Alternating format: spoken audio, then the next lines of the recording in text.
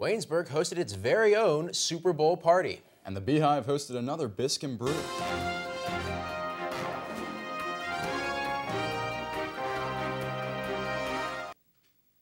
Welcome to Channel 14 News. I'm Jacob Nicholas. And I'm Sam Hickson.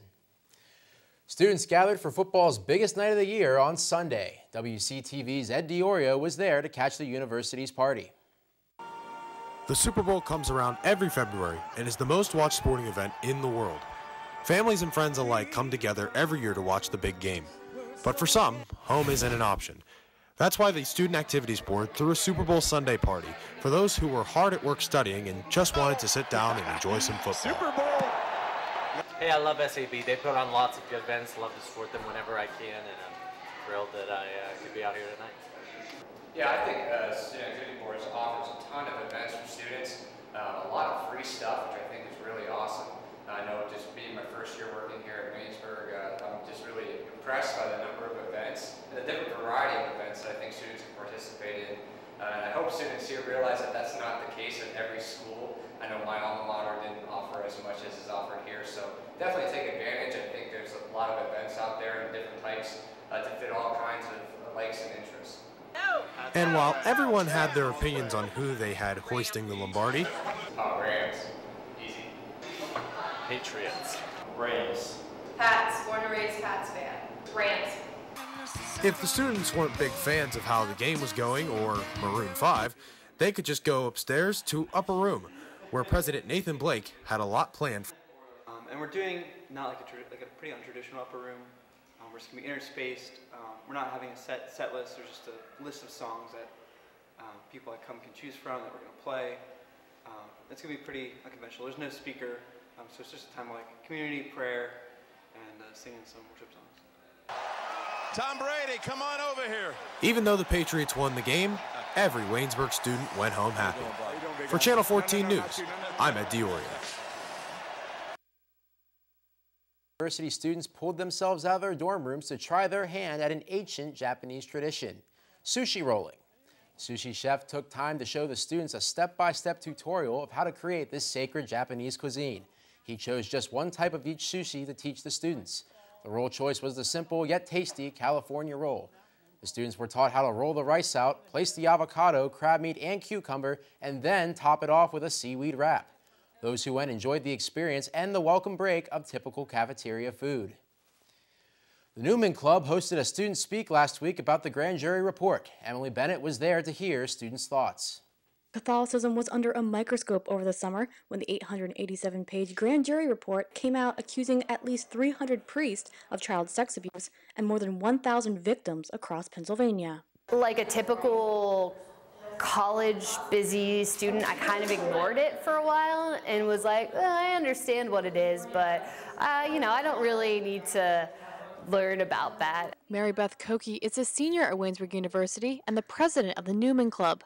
She decided she wanted to host a student speak and asked Pat Brister, the Associate Dean of Students, what they should discuss. We really want to talk about the grand jury report, but we think it's too controversial. And she said, no, you should do that. Like, that's what these are for. Students gathered on the third floor of the Stover Student Center to speak out about their thoughts on this topic. Just because a priest is really nice, like, I just thought, like, that doesn't mean, like, they could be showing two sides. Because the priest that baptized me, he's on the list. A couple students brought up the fact that priests cannot marry, and maybe this is part of the issue. I know there's the topic like celibacy makes you more holy, but I don't know about that because hence what we're looking at right now. So another student shared his thoughts on why this report was so shocking to the public. It's the biggest Christian denomination, in the entire world. I think it's just more earth-shattering. It's just more culture-shifting for an abuse like that to happen. Abuse happens when, a church that's supposed to be, all for the worship of God is ultimately run by man. So Mary Beth said she hopes students of all religions continue discussing this topic and that her heart aches for the countless victims. I'm obviously heartbroken, and my heart, it bleeds for the people that have been hurt by it and just how they're feeling and the trauma that they've gone through. She said her reaction was sadness, but it was not just because she's Catholic. I would feel that way really about any church, but especially being that's one I trust and that I'm a part of really just, shook me to the core for sure. For Channel 14 News, I'm Emily Bennett. Love was in the air at the first Bisque & Brew of the semester. Ian Popovich was there for WCTV. Students gathered last Tuesday, the 29th, when the Beehive hosted a Bisque & Brew. Students came to relax and have fun painting sculptures, cups, and other figurines, while also enjoying a cup of free coffee. The theme for the Bisque & Brew event was all about this upcoming Valentine's Day, and each of the different sculptures had a nice tribute to the holiday. Students, as I said, enjoyed free coffee while they painted, and it was offered by the Starbucks kiosk in the Beehive. This is just one of the many Bisque & Brews that happen on campus, so if you did miss this one, there's one coming around again soon enough. I'm Ian Popovich, reporting for WCTV, Channel 14 News. Students were able to show off their abundant Disney knowledge on Friday night when Student Services hosted a Disney Trivia Night in the Beehive. Students created many teams of no more than 4 people to compete over the course of the night. 40 trivia questions were asked to the teams. The final points were tallied up, and the winners were Christina Bauer, Connor Hoffman, Riley Roeder, and Jordan Friedman. They each took home a prize consisting of a movie, popcorn, and many candies and sweets. A variety of free snacks were also available during the evening. The Beehive hosted another wing night, and Sam Hickson was there for the event. It was another wing night at the Beehive with a rather familiar musical guest. The Student Activities Board served 3 different types of wings, and people came by the dozen to enjoy Nelly's Echo, who performed some covers from artists like Jason Mraz and John Mayer.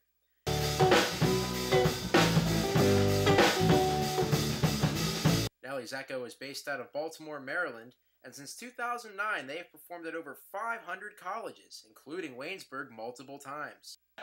My name is Nelson. We go by Nelly's Echo. Please, please, please, do not be too cool for school. Enjoy yourself. Sing along. If you can't sing, clap your hands. If you can't clap your hands, stomp your feet.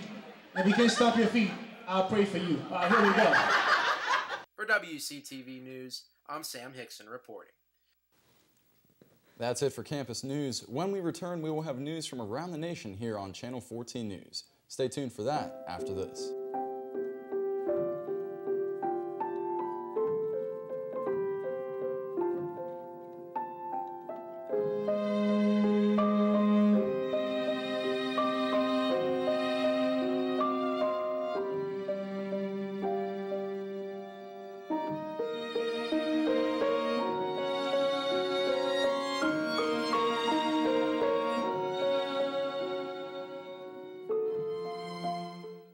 The negative temperatures are gone. It is currently 50 degrees with cloudy skies. Is it going to stay that way? We're going to find out with the weather forecast coming up on Channel 14 News.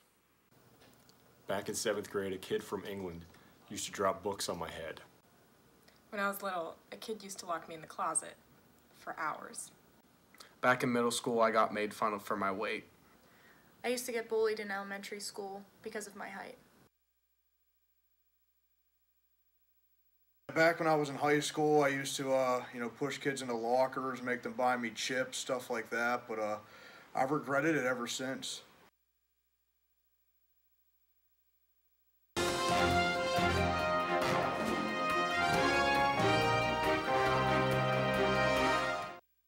Three people in New York were shot after a man reportedly opened fire inside of a Denny's restaurant early Sunday. Deputies in Salina say a man reportedly entered the restaurant at 4 a.m. armed with a handgun. The suspect then got into a fight with another male and shot him. The suspect then opened fire on a group of customers and employees before running off. 2 shooting victims were taken to a nearby hospital with non-life-threatening injuries. A third person was treated at the scene, and then a fourth person was also taken to the hospital for a non-shooting related injury. Deputies are now looking for the suspect.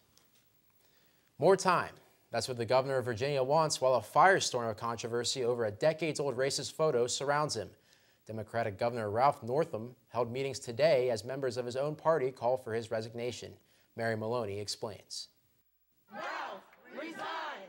Protesters gather outside of Virginia's Capitol as the governor huddles inside with staff. Ralph Northam is trying to figure out how to move away from this racist photo. It appeared on his page from his 1984 medical school yearbook. Initially, the governor said he was in the photo. I accept responsibility for my past actions. 24 hours later, Northam changed his tune. I'm telling the truth today. That was not my picture. A new Virginia way!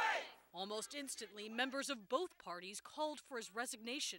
The governor's lost the confidence of the people and cannot effectively govern. We just don't think there's any place for this in the 21st century. I believe him to be a good person. However, I think for the betterment of our Commonwealth of Virginia, he has to step down. According to Virginia's Constitution, a governor can be removed from office, but it's not easy. Obviously, on impeachment, that's a very high standard. And so I think that's why we have called for the resignation. We hope that's what the governor does. I think that would obviously be less pain for everyone. As the governor asks for time and space to make his decision, he remains in power, but with little support. I believe the governor has to make a decision that's in the best interest of the Commonwealth of Virginia. I'm Mary Maloney reporting. The White House announced Saturday that Ronnie Jackson will serve as assistant to the president and chief medical advisor. Jackson is President Trump's former physician. The appointment came less than a year after Jackson withdrew from consideration as Trump's nominee for Secretary of Veterans Affairs over allegations that he was abusive towards colleagues. He loosely handled prescription pain medications and was periodically intoxicated. Jackson denied all of the allegations leveled against him, calling them, quote, completely false and fabricated, end quote. He remains under Pentagon investigation. When it comes to the 2020 presidential race, most Democrats say all they want is someone who can beat President Trump. A new Monmouth University poll found that 56% of Democrats want a strong candidate against Trump, even if they disagree with the candidate's issues. And when it came to their top choice, former Vice President Joe Biden came out on top with 29% among Democrats. For Republicans, the poll found they strongly prefer Trump over possible contenders. About half said they would want Trump to run unopposed for the Republican nomination. The parents of a Penn State University student who died in a 2017 hazing ritual are suing members of the fraternity they say contributed to their son Timothy's death.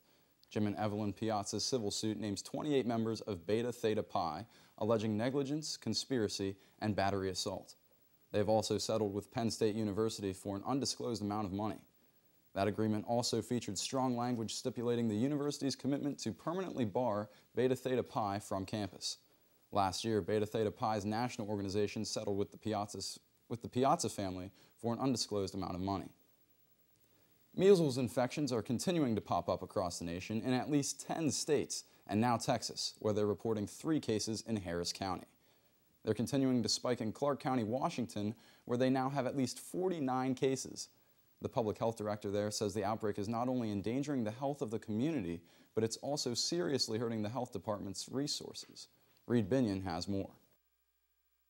Any case of measles is an outbreak. The measles outbreak in Clark County, Washington has prompted a state of emergency. It already is out of hand. I've been a public health official for about 30 years, and this is the first time I've seen a measles outbreak like this. For the health department battling the wave of new cases, it's all hands on deck. We've instituted Incident Command. That's a system that's used, for example, to fight wildfires. As cases flare up, staffing is being spread thin. People are getting tired. We have our environmental health staff who do things like restaurant inspections. Some of them are being pulled into the outbreak response. The outbreak is also putting the county and state under major financial strain, according to the county's health officer, Dr. Alan Melnick. We could be using this money for doing other important public health activities in terms of protecting the public. Melnick says he doesn't have a crystal ball, but he's only expecting the outbreak to get worse. If this goes on for, weeks and months, not only am I concerned about, potential death and other really bad complications from this. I'm Reed Binion reporting. A sentencing date has been set for former Trump campaign manager Paul Manafort, March 13th. That's according to a federal district judge in Washington, D.C. The new date pushes back slightly the timeline of Manafort's first sentencing. At the hearing, he'll be sentenced on conspiracy and witness tampering, which he pleaded guilty to. The judge overseeing the case is still deciding whether Manafort breached his plea deal with the special counsel's office. He's accused of lying to them during his cooperation interviews and grand jury testimony. At a later unset date, Manafort will be sentenced by a separate federal judge for 8 financial crimes. It's unknown how much prison time he likely faces, but he could end up in jail for well over a decade. Manafort has been in prison since June 2018 after being accused of witness tampering. The fate of 61-year-old Mexican drug lord Joaquin El Chapo Guzman is in the hands of a jury. Deliberations began Monday in New York City. The jury went home for the day at about 4:30 p.m. without reaching a verdict. Over the past 2.5 months, there have been 200 hours of testimony from 56 witnesses.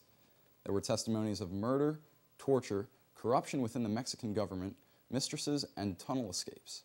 Some witnesses were drug traffickers and cartel associates with knowledge of Guzman's operations. Guzman has pleaded not guilty to 10 counts, including international drug distribution, firearm use, engaging in a continuing criminal enterprise, and other charges. He faces a sentence of up to life in prison. That's all for national news. When we return, Emily Bennett will tell us if people still want to participate in Valentine's Day activities. Stay tuned here for that after this. Your place for all things Waynesburg. I'm Lindsay Stinger, your campus news host. My name is Brian Bauer. I'm Andrew Sloboda, your entertainment host. My name is Corey Tertinick, and I'm here with this week's entertainment news.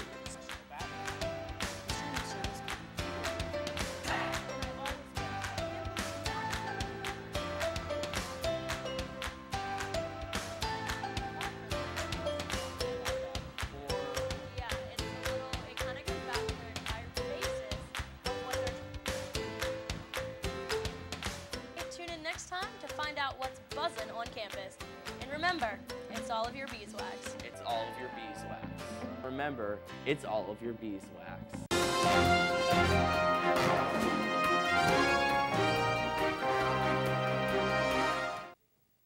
Welcome back to Channel 14 News. I'm Emily Bennett with your business and entertainment update.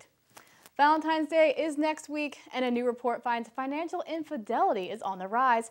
And as couples plan for the special day, the report finds people in committed relationships are keeping money secrets from each other.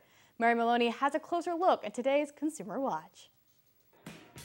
Do you have a secret stash of cash? Maybe you're hiding a bank account or credit card from your significant other. If you do, you're not alone. According to creditcards.com, nearly 30 million people in live-in relationships are committing financial infidelity. So who's the biggest cheater? According to the report, millennials are more likely than other age groups to lie about their spending, debt, and accounts. 28% of them admitted to hiding an account from their partners. So why do they keep their money secret? Researchers say people have a desire to have a freedom fund or safety net in case the relationship turns sour.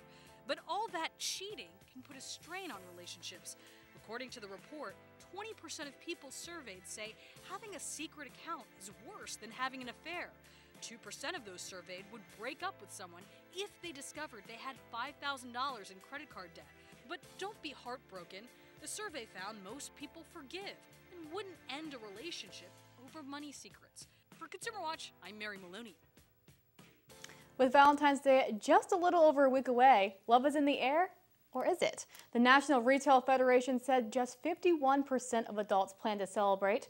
Spending for the holiday is still on the rise, with Americans planning to spend an average of $162 on their loved ones. Sales are expected to top $20 billion this year. The NRF found that for those skipping out on Valentine's Day, they think it's over-commercialized, don't have anyone to celebrate with, or they're simply just over it. The study also found that some younger consumers opt to mark the holidays differently by treating themselves instead or spending time with their other single friends for an anti-Valentine's Day celebration. U.S. Immigration and Customs Enforcement has taken Grammy-nominated rapper 21 Savage into custody. ICE says the rapper, whose real name is Shea Ben Abraham Joseph, is a UK resident in the U.S. illegally. The rapper has long said he's from Atlanta, but ICE said he moved to the U.S. as a teen and his entire public persona is fake. He was taken into custody in a sting operation early Sunday in Metro Atlanta. ICE says he entered the U.S. legally in 2005, but became illegal when he did not leave the U.S. when his visa expired the next year. ICE notes in addition to violating federal immigration law, he was convicted on felony drug charges in 2014. Removal proceedings are now underway. ICE says it will await the outcome of his case before a federal immigration judge to determine what's next. An attorney for the rapper issued a statement. It reads, quote, "We are working diligently to get Mr. Abraham Joseph out of detention while we work with the authorities to clear up any misunderstandings. Mr. Abraham Joseph is a role model to the young people in this country, especially in Atlanta, Georgia, and is actively working in the community, leading programs to help underprivileged youth in financial literacy," end quote. Actor Liam Neeson admitted in an interview that he went on a revenge quest to kill a black man. The actor, known for his action-packed roles in movies like Taken, shared his story with the British online newspaper, The Independent. According to The Independent, Neeson says a person close to him told him that she was raped by a black man. In the interview, Neeson says that he walked the streets carrying a weapon for a week, hoping to be approached by a black man. The actor told the rapper he hoped, quote, "some black bastard would come out of a pub and have a go at me about something, you know, so that I could kill him," end quote. The 66-year-old was doing an interview with The Independent to promote his new movie, Cold Pursuit. The film is about a man's quest for revenge after the death of his son. While the sports world was watching Atlanta this weekend, the entertainment world was focused on Hollywood, where 3 different award ceremonies brought the Oscars picture a bit more into focus. David Daniel has an update in the Hollywood Minute. Roma continued its march toward the Oscars at the Directors Guild Awards, as Alfonso Cuarón was honored for outstanding directorial achievement in feature film. He also won the Golden Globe and Critics' Choice Awards for directing Roma. Bo Burnham won the DGA's first-time feature film award for directing 8th Grade. My name is Peter Parker. I'm pretty sure you know the rest. Spider-Man Into the Spider-Verse seems to have the best animated feature Oscar in its web. It won that prize and 6 others at the 46th Annual Annie Awards, presented by the Los Angeles branch of the International Animated Film Association. My son, it is your time. The Art Directors Guild honored a quartet of films at its 23rd Annual Awards. Black Panther won for fantasy film, and The Favorite won for period film. Both movies are Oscar-nominated for production design. Crazy Rich Asians won the ADG Award for contemporary film, and Isle of Dogs won for animated film. In Hollywood, I'm David Daniel.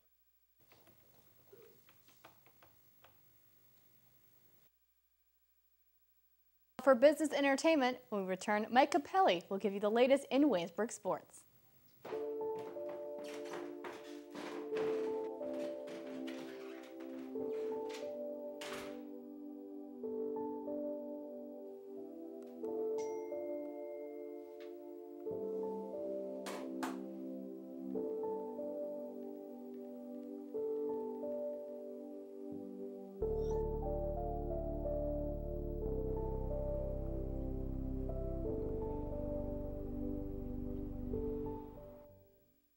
You don't know what's going to happen with the hurricane. You cannot predict its path. And he didn't clearly understand what his job was there to do. And that's sad because he's just a statistic now. Total lunacy. It's an alarming statistic. That ended up winning the National League to face the Red Sox in the World Series. But clearly he didn't understand the context of the speech. If you haven't heard me talk about this yet, I'm sorry.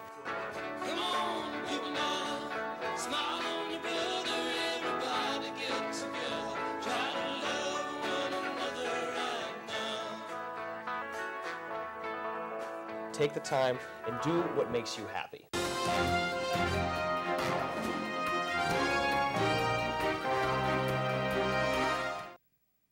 This past weekend was a busy one for Waynesburg sports. The men's basketball team welcomed former PAC opponent Thomas More to the Rudy Marisa Fieldhouse. The Jackets played well, but turnovers and rebounding errors stopped their efforts as the Saints pulled away with an 80-63 victory. Thomas More also out-rebounded Waynesburg 38-27. But leading the way for the Jackets was sophomore Matt Popek, who logged 18 points on the day. And junior Frank Bozovic became the model for efficiency when he connected on 5 of 7 field goals and 4 of 5 three-pointers to tally up 14 points. The Jackets' next game will be held in the Rudy Marisa Fieldhouse tomorrow night against conference rival W&J. Saturday's events continued for the Waynesburg wrestling team at the John Suma Memorial Invitational. Senior heavyweight Jake Evans earned his 4th individual title of the year and his 175th collegiate win during the team's 4th place finish. Evans' performance Saturday also earned him PAC Wrestler of the Week. The wrestling team will now take the week to rest before Friday's PAC Championship, hosted by Teal College. The busy weekend kept rolling for both the men and women's track teams. They sent a group of distance runners to Youngstown State on Friday and the rest of the team to Mount Union on Saturday. Sophomore Juwan Jones placed 7th in the 60-meter dash with a final time of 7.23 seconds. Jones continued his day with a 5th place finish in the 200-meter dash with a final time of 23.43 seconds. Waynesburg also featured a pair of top field performers as well. Junior Mike Trax took 5th place in the long jump with a distance of 6.34 meters. And sophomore Dorian Hardy continued his strong start to his first collegiate track season by placing 4th in the triple jump. His top mark measured 12.62 meters. For the women's team, freshman Aubrey Wingert has not skipped a beat in the transition from cross country to track. Wingert ran her way into a 5th place finish in the 5K on Friday. Her time of 17:58 earned her the indoor track and field 5K record, as well as PAC Women's Track Athlete of the Week. In the field events, sophomore Amber Yock stood out in the triple jump with a hop, skip, and a jump of 10.23 meters to earn her a 2nd place finish. Yock also placed 7th in the long jump to complete a solid day of competition. Both teams are off this week, but will resume competition on February 16th with the Kenyon College Classic. That's all for sports, but when we come back, Ed DiOrio will have the full 5-day forecast. Welcome into another edition of Jacket Sports Weekly. The homecoming game against Carnegie Mellon. And finally, Hugh, we're starting to see this offense put together some drives and really... We kind of saw the offense just compile together and have a great showing. Chad Walker, 61 rushing yards and a touchdown. And the receivers, it just wasn't one main guy. It was Cole Booth, Joan. 25-23 and 25-18. But perhaps the biggest takeaway in that match, all of whom had season highs. They only had one block in the entirety of the match. We run our best race at regionals, we can make it to nationals. Continuously see him. We saw him a couple weeks ago. Game-clinching interception for the football team. There are little things that you can do to help you when you're driving a car, but the one thing that you shouldn't do when driving a car is texting and driving. In fact, at any given time throughout the day, approximately 660,000 drivers are attempting to use their phones while behind the wheel of an automobile. And 11 teens die every day as a result of texting while driving. According to the National Safety Council, 25% of all automobile crashes are related to cell phone use. Don't text and drive.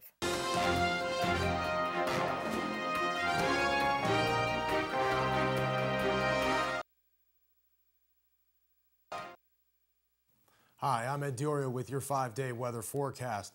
Today has seemed like a heat wave compared to what the temperatures were like just last week, and it looks as if it's going to stay that way. Today's high is 52 alongside a low of 37 with cloudy skies, but some showers may find their way into the mix towards the end of the night. That chance of rain carries into Wednesday with a 90% chance of precipitation, a high of 59 and a low of 50. Thursday, the temperature rises while the skies remain the same. Showers throughout the day are paired with a high of 64 and a low of 38. Thankfully, the weekend's forecast has some clouds and some sun. Friday shows a high of 43 with a low of 17. Saturday cools down for the coldest temperatures of the week with a high of just 32 and a low of 19. No chance of precipitation, but the same can't be said for Sunday.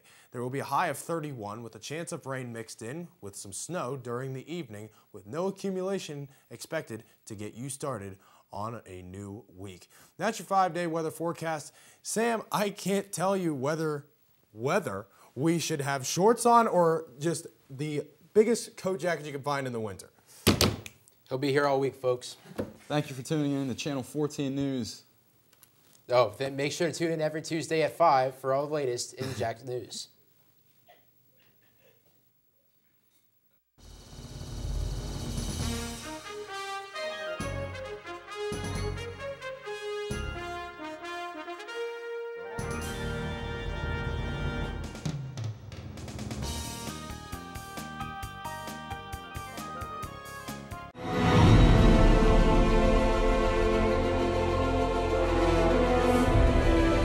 This has been a production of Waynesburg Community Television.